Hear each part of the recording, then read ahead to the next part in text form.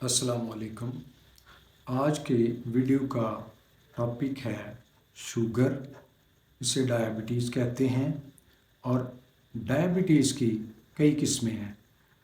आज हम diabetes type 1 पर बात करेंगे।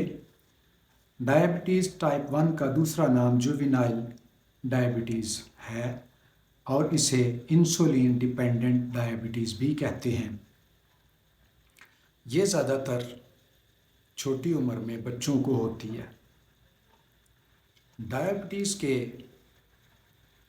इस अहम टॉपिक में इंसुलिन बहुत इम्पोर्टेंट है। इंसुलिन एक हार्मोन है और ये प्रोटीन होती है और ये डायबिटीज़ में बहुत अहम फैक्टर है। इंसुलिन हमारे जिस्म के अंदर पैदा होती है। हमारे स्टोमक के साथ ही एक ऑर्गन है पैंक्रियास। पैंक्रियास के अंदर आइसलेट्स होते हैं। ये आइसलेट्स ऑफ लैंगरहंस, इसमें दो किस्म के सेल्स पाए जाते हैं, अल्फा सेल्स और बीटा सेल्स। अल्फा सेल्स जो हैं वो ग्लूकागॉन हार्मोन बनाते हैं और बीटा सेल्स इंसुलिन हार्मोन बनाते हैं। इंसुलिन शुगर के ग्लूकोज के मेटाबॉलिज्म में अहम किरदार अदा करता है। हम देखते हैं शुगर की जो मेटाबॉलिज्म है वो कैसे होती है। हमारे जिस्म के सॉफ्ट टिश्यू जो हैं, सेल्स जो हैं, उनको शुगर की यानी ग्लूकोज की ज़रूरत होती है। ग्लूकोज सेल की खुराक है। ग्लूकोज का मॉलिक्यूल सेल के अंदर जाता है और सेल की खुराक बनता है। ग्लूकोज सेल के अंदर मेटाबोलाइज होता है और एनर्जी पैदा करता है। लेकिन ग्लूकोज अकेला ही सेल के अंदर एंटर नहीं हो सकता जब तक उसके साथ इंसुलिन अटैच ना हो। ये ग्लूकोज हम जो खुराक खाते हैं उस खुराक का ग्लूकोज और ये शुगर बनती है जो हमारे ब्लड के अंदर सर्कुलेट करती है, ब्लड से फिर सेल्स में जाती है। शुगर के ग्लूकोज के सेल के साथ इंसुलिन अटैच होती है तो फिर वो इंसुलिन सेल के ऊपर लगे हुए रिसेप्टर को मैसेज देती है और इस मैसेज के नतीजे में सेल जो है ग्लूकोज को एंटर होने का परमिशन देता है। ग्लूकोज के मॉलिक्यूल को रास्ता मिलता है और सेल के अंदर ग्लूकोज का मॉलिक्यूल एंटर हो जाता है और फिर मेटाबॉलाइज होता है, एनर्जी पैदा होती है। ये तो था ग्लूकोज का इंसुलिन के साथ मिलकर फिजियोलॉजी। जब इसमें खराबी आती है, पैथोफिजियोलॉजी पैदा हो जाती है, तो कहाँ पर खराबी होती है? ये खराबी इंसुलिन की होती है। जिस्म में इंसुलिन बनना बंद हो जाती है। इंसुलिन ना होने की वजह से ग्लूकोज का जो मॉलिक्यूल है वो सेल के अंदर एंटर नहीं हो पाता और सेल जो है वो भूखा रहता है, वो हंग्री रहता है, उसकी खुराक पूरी नहीं होती और ग्लूकोज का लेवल, शुगर का लेवल ब्लड के अंदर बढ़ता ही चला जाता है। जब ब्लड के अंदर ग्लूकोज का लेवल यानी शुगर का लेवल बढ़ता जाए तो इसे डायबिटीज़ कहते हैं। इसकी सिम्टम्स क्या हो सकती हैं? डायबिटीज़ के सिम्टम्स में सबसे पहला है प्यास। मरीज़ को प्यास ज़्यादा लगती है, उसे पेशाब ज़्यादा आता है, भूख ज़्यादा लगती है, उसका वेट लॉस होता है, वज़न कम होता जाता है, उसका मूड चेंज हो जाता है, इरिटेबल होता है, गुस्सा ज़्यादा आता है और वो कमज़ोर होता जाता है और थकावट महसूस करता है, नज़र कमज़ोर हो जाती है। ये तो थी सिम्टम्स, अलामात डायबिटीज़ की।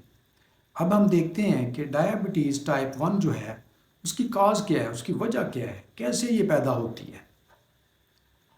इसकी सबसे पहली वजह जो है, सबसे पहली काज ऑटो इम्यून रिएक्शन है।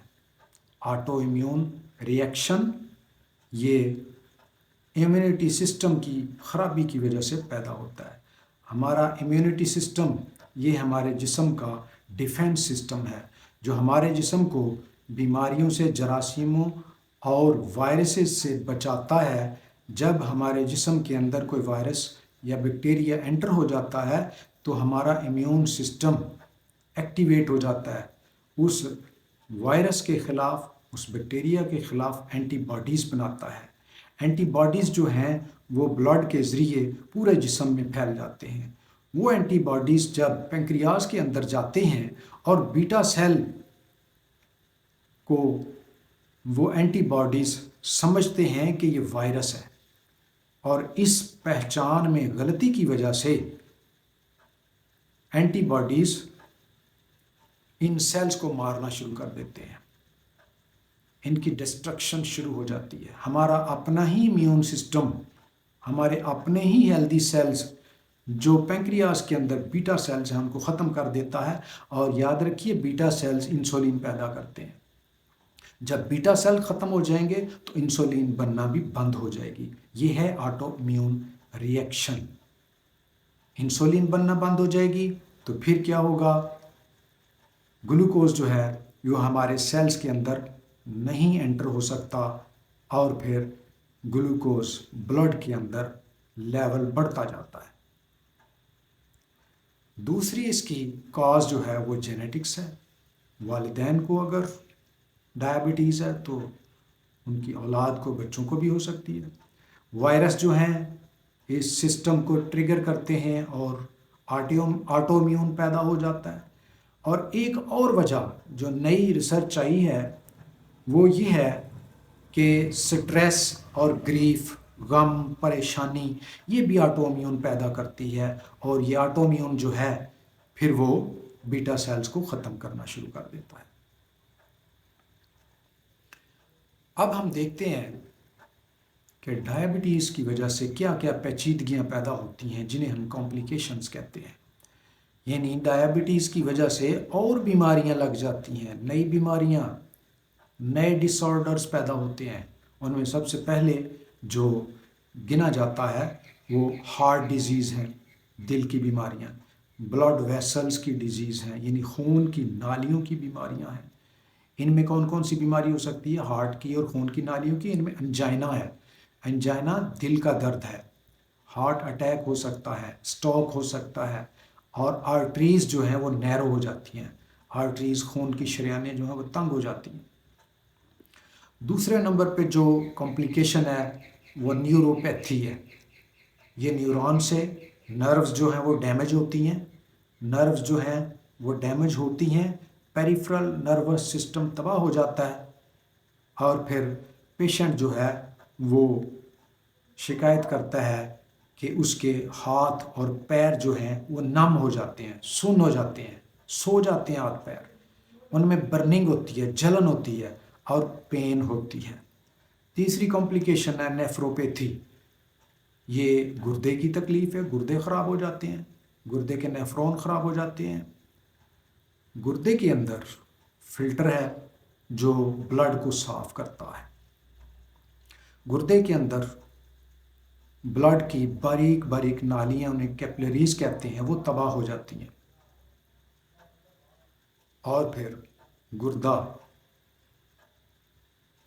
पेशाब को सही तौर पर फिल्टर नहीं कर पाता और जीएफआर कम हो जाता है और आहिस्ता आहिस्ता पेशेंट जो है किडनी फेलियर की तरफ चला जाता है।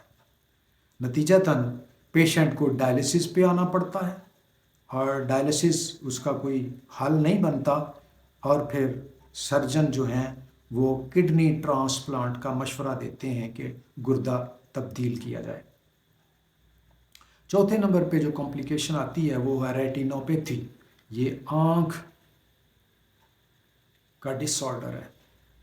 आँख के अंदर भी मसला पैदा हो जाता है, ब्लाइंडनेस आती है, नज़र कमज़ोर हो जाती है, ब्लरी विजन हो जाता है, मोतिया आ जाता है आँख में। और फिर एक और मसला रेटिना, आँख का पर्दा है जिसके ऊपर तस्वीर बनती है। इस पर्दे पर इमेज बनता है, ये पर्दा उखड़ जाता है, इसे डिटैचमेंट ऑफ रेटिना कहते हैं। इसका कोई इलाज नहीं है। और फिर इसके बाद एक और कॉम्प्लिकेशन है, गैंग्रीन बनता है।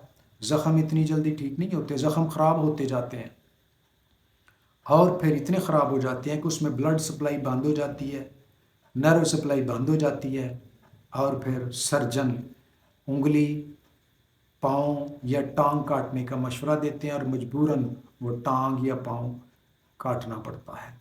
इसके अलावा स्किन डिजीज़ भी होती हैं और माउथ कंडीशन भी ख़राब हो जाती है। मुंह में फंगस और जो मुंह की झिल्लियाँ वो ख़राब हो जाती हैं।